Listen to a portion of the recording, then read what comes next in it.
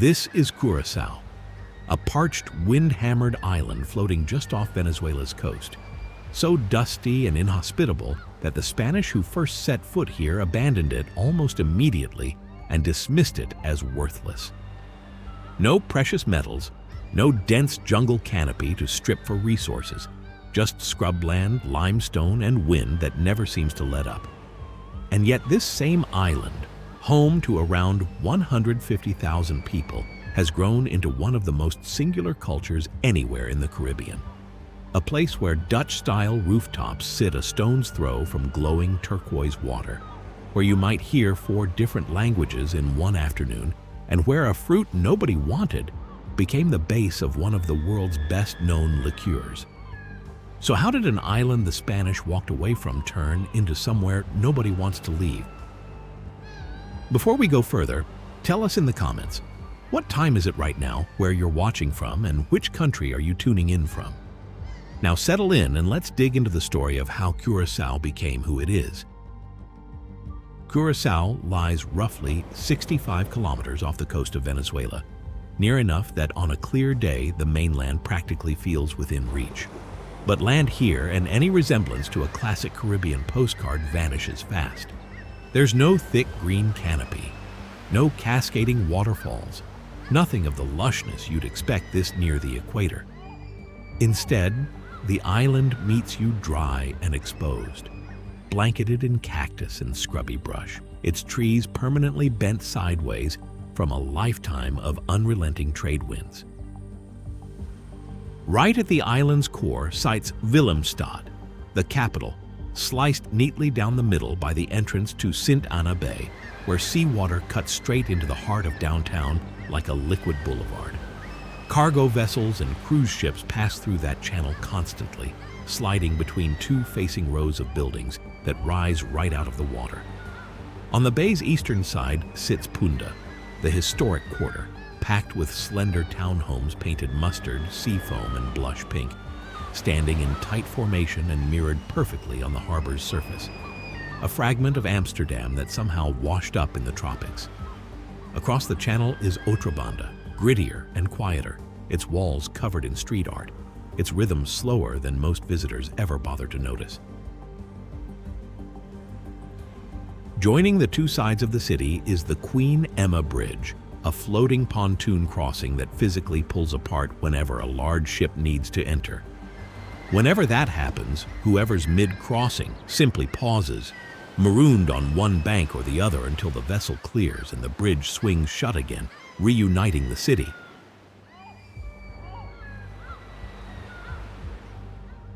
Move beyond the capital and the terrain gets even more severe. Up in the northwest, Christoffel National Park guards the island's wildest stretch of land, climbing toward the peak of Sint Christoffelberg, which tops out at roughly 372 meters. From that summit, the whole island divides itself into 2 opposing worlds. Dry, sunburnt brush stretching in one direction, flawless Caribbean blue stretching endlessly in the other. Trace the coastline further north and the scenery flips completely. At Boca National Park, that gentle turquoise disappears, replaced by heavy Atlantic surf that pounds the limestone cliffs hard enough to send spray shooting through blowholes and sea caves like Boca Tabla and Boca Pistol. It's the one stretch of coast where you can genuinely watch the ocean at work, still carving this island into shape after millions of years.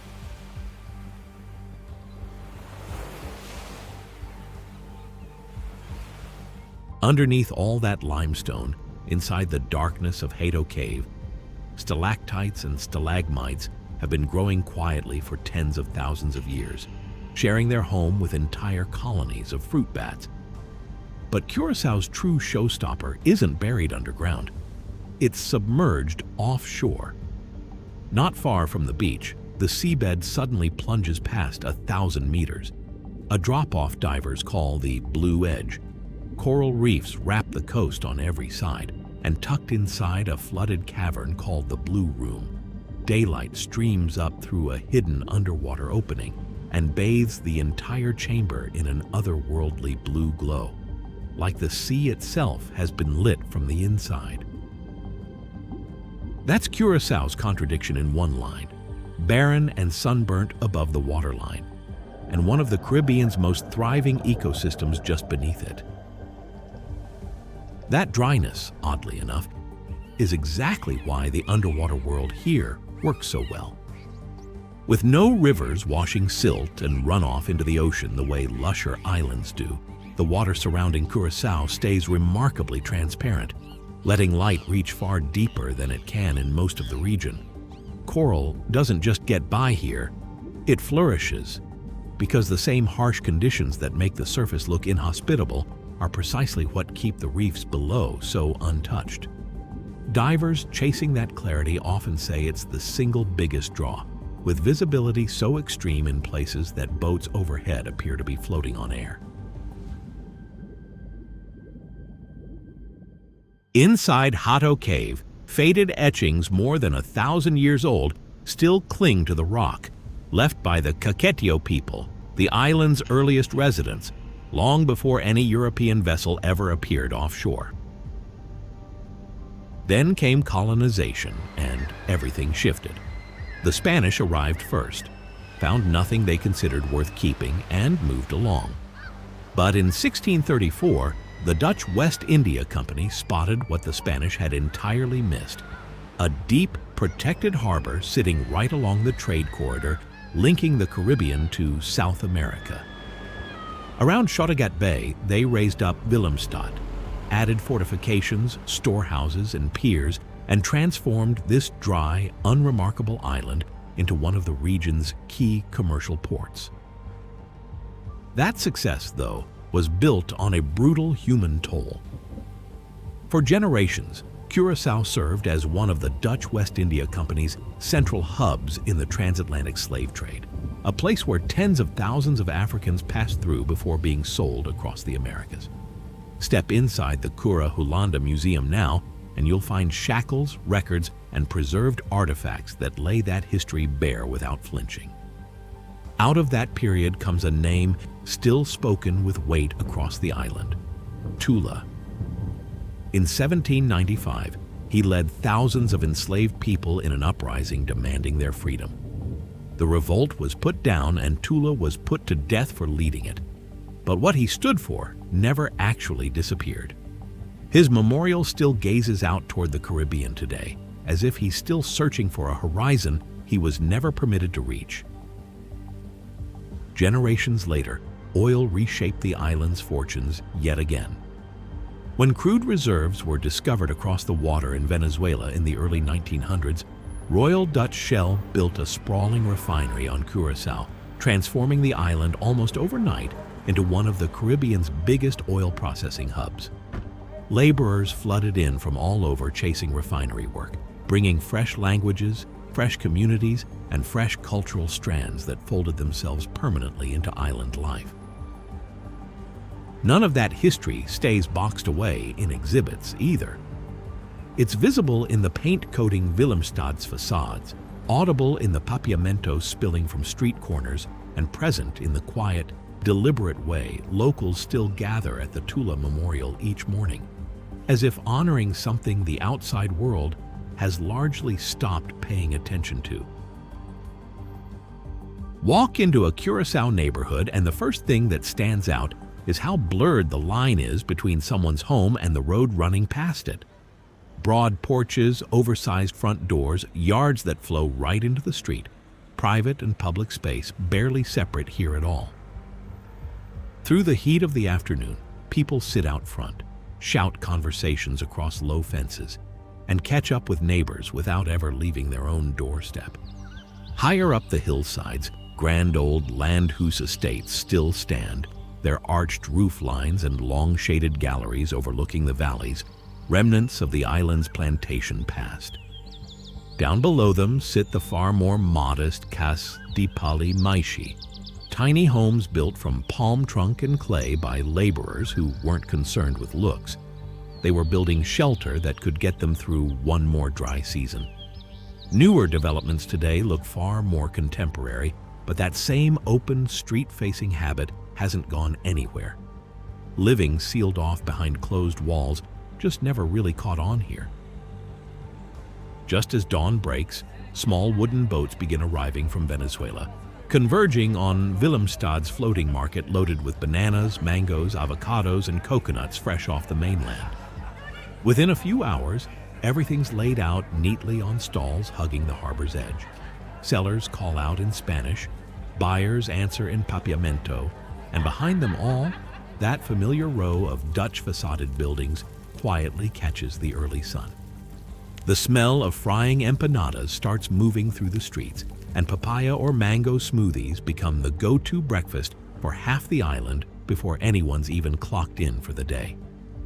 As morning breaks over the island, that same open-air rhythm carries straight through breakfast, and it's here you'll pick up on the one word that seems to bind the whole place together: douche. Sometimes it's a greeting, sometimes it's a thank you, sometimes it's just a warm little word tossed casually at someone passing by. On an island juggling papiamento, Dutch, English, and Spanish inside a single afternoon, douche somehow cuts straight through the noise. One word, one smile, understood by everyone. By late afternoon, the island noticeably eases off the throttle. People drift back onto their porches, cafes across Otrobanda start filling up with regulars, and children keep chasing each other through alleys wrapped in colorful murals. Every time the Queen Emma Bridge pulls open to let another ship through, nobody honks, nobody sighs. People simply pause, watch the ship glide past, and pick right back up like the interruption barely registered. Once night settles in, the Truckee Pan food trucks roll to life, and families, co-workers, and out-of-towners line up for grilled meat and Caribbean music that keeps playing well into the night, right up until the final truck shuts its window. The ocean, meanwhile, has always done more than sit there looking good. It's the backbone of daily life here. Fishing crews head out before sunrise after tuna, red snapper, mahi-mahi, and Caribbean lobster, and by late morning that catch is already showing up in markets, restaurants, and home kitchens across the island. Just down the shoreline from those fishing docks, the port of Willemstad stays busy with container ships and cargo vessels, and a substantial chunk of the island's workforce is tied to the harbor in one form or another: shipping, logistics, repairs, maritime support. It's a small island, no doubt, but it still holds real weight in Caribbean trade. Tourism, though, is really what pays the bills these days. Dive guides, tour operators, cab drivers, hotel employees, and the people running small cafes across the historic district all lean on the steady stream of travelers chasing that turquoise water and colorful skyline. Alongside that industry sits one of the island's oddest success stories: blue Curaçao liqueur, distilled from the dried peel of the laraja, a bitter orange grown nowhere else in the world. It's a fruit once written off as nearly inedible, left to shrivel on the island's dry slopes, and somehow it turned into the namesake ingredient behind one of the world's most recognizable liqueurs. Even the island's underwater troubles have been folded into the local economy. Divers now routinely hunt down lionfish, an invasive species wrecking Curaçao's coral reefs, spearing them by hand and dropping them straight at restaurant kitchens where they land on someone's plate that same night. From boats returning at dawn to laraja oranges baking in the sun to divers pulling lionfish straight off the reef, Curaçaoans have built a livelihood out of turning things everyone else ignored into something worth having. You don't need a stadium here to see the island's real obsession on display. A slab of concrete, 2 backpacks dropped down as goalposts, and a group of kids chasing a ball through the afternoon heat is more than enough to get a match going. For a lot of kids growing up on this island, slipping on that blue national team jersey is the single biggest dream they've got. It's a serious long shot, too. With a population sitting around 150,000, Curaçao is one of the tiniest nations to ever qualify for football's largest stage, squaring off against countries with tens of millions of citizens and training infrastructure the island could never match. Eloy Room, the squad's goalkeeper, was actually born in the Netherlands and had every chance to stick with the Dutch youth setup. Instead, back in 2015, He chose to play for Curaçao, his father's home country. When Curaçao finally took the field at the World Cup, they fell to Germany 7-1, but still managed to net their first ever World Cup goal along the way, a moment that meant far more back home than the final score led on. Their following match against Ecuador ended in a scoreless draw, giving Curaçao its first ever World Cup point, with Room turning away shot after shot to protect it. By the time the whistle blew, he wasn't just a keeper who'd kept a clean sheet. He'd become the reason the entire world suddenly had to look twice at a tiny island most people couldn't have pointed to on a map. That World Cup run didn't just make headlines somewhere else. Back on the island, whole neighborhoods packed around television sets and radios to watch. The same concrete courts where kids play pickup games during the day emptying out completely as everyone crowded indoors for kickoff. For a nation this size, watching its flag appear next to football's biggest powers meant something that reached well past the scoreboard. Football aside, the ocean shapes nearly every other sport on the island too. Kids grow up swimming, sailing, and diving practically before they can walk, and even lionfish hunting has turned into something close to a competitive sport, doubling as reef protection along the way. On Curaçao, sport was never really about crowd size or country size. It's living proof that the size of an island has nothing to do with the size of what its people can pull off. Curaçao doesn't tell its history through just one language either. Papiamento fills the market stalls, the neighborly greetings, the schoolrooms, the community festivals, a Creole tongue woven together from Portuguese, Spanish, Dutch, West African roots, and traces of the island's earliest inhabitants. Once treated as second-tier in formal settings, Papiamento turned into a real symbol of national pride following the unrest of 1969. And that pride still rings loudest during Carnival. When Carnival arrives, Willemstad's streets transform into a rolling wave of color. Costumes catch the light, tambu drums thunder through downtown, and tumba rhythms keep dancers moving long past exhaustion. Kids crowd the sidewalks to watch. Adults lean out from their windows for a better view, and for a handful of days, the whole city seems to fall into step with the same beat. That same cultural mixing shows up more quietly around the dinner table. Keshi Yena anchors it, a golden crust of cheese wrapped around a rich, savory filling, plated alongside funchi and, more often than not, a glass of vivid blue Curaçao catching the last of the evening light. Every dish on the table carries a fragment of somewhere else, and somehow they all end up sharing the same plate, the same home, the same meal. Every morning, massive cruise ships ease quietly into Willemstad's harbor, releasing waves of passengers who wander the colorful streets, browse the cafes, and pop into dive shops and gift stores scattered through the historic district. For plenty of local families, those footsteps aren't just sightseeing. They're the income that keeps the household afloat. But that same tourism comes with a cost. As visitor numbers keep climbing, historic neighborhoods have to figure out how to keep welcoming outsiders without erasing the authentic everyday life that made the island worth visiting to begin with. The beaches and reefs pulling people in are the exact same ecosystems most exposed to warming waters, growing boat traffic, and mounting human pressure. Being such a small island nation also means outside shocks hit fast and hit hard.